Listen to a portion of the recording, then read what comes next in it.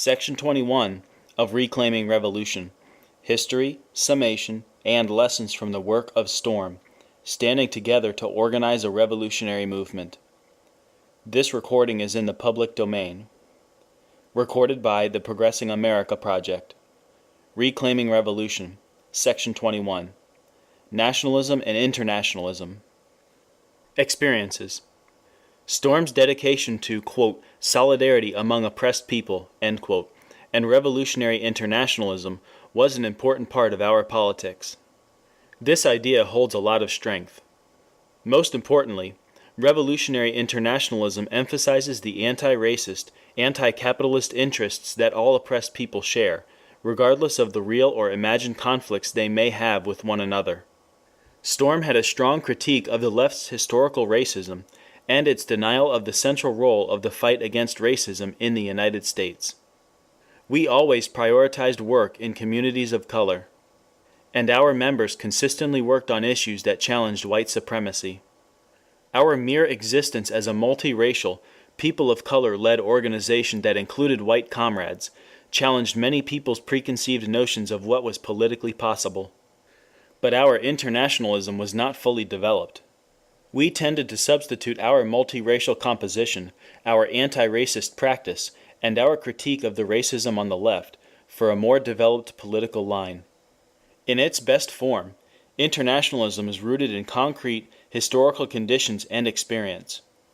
STORM's internationalism was not well enough grounded in the historical experience of racial and national oppression within the United States.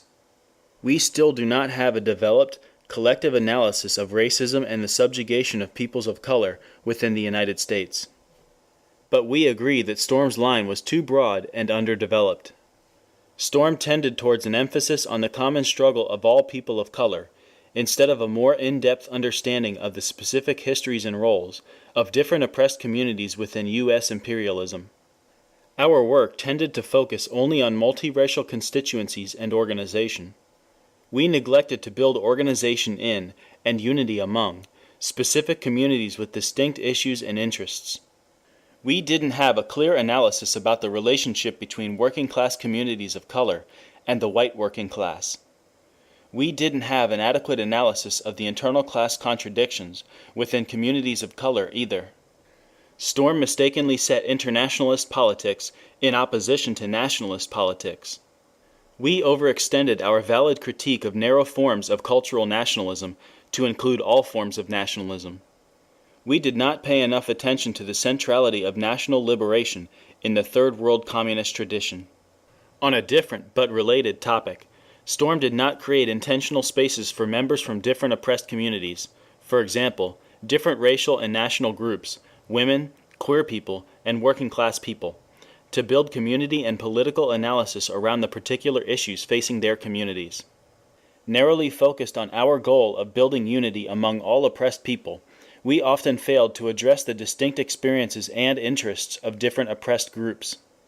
We sometimes acted as if we were, quote, beyond all that, end quote. But this kind of focus is necessary for individual healing from, and unlearning of, oppression, for developing solidarity and pride amongst members of different oppressed communities, and for advancing the entire organization's analysis, program, and practice on different fronts. For example, it would probably have served us to have discussions about the different ways that white supremacy impacts different communities of color, or about promoting a queer-friendly culture in a mixed organization. Lessons. We believe that racial oppression and national liberation within the U.S. are central questions. All revolutionary organizations need to prioritize political clarity on these questions. Revolutionaries need to understand the particular experiences of different races and oppressed nationalities, and their specific relationship to U.S. imperialism.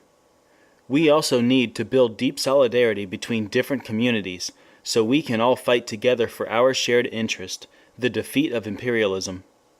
Distinct spaces for people from particular oppressed communities can be an important part of building true unity among oppressed peoples. In our experience, internationalist politics are crucial. It is important, however, that internationalism not be misunderstood as a form of anti-nationalism. It should be a politic that builds unity among the struggles of different oppressed peoples and national liberation movements, and that promotes a united commitment to the liberation of all oppressed people. There is a tremendous basis for unity between revolutionary internationalist and nationalist trends, as well as an important dynamic tension that helps both political tendencies grow and become sharper. Outstanding questions. How do we build unity and solidarity among members of different oppressed communities within our organization? How do we organize the multiracial working class in a way that both recognizes the real differences between different communities and builds on our fundamental basis of unity? How do we address different levels of organization and political consciousness within different oppressed communities? End of section 21.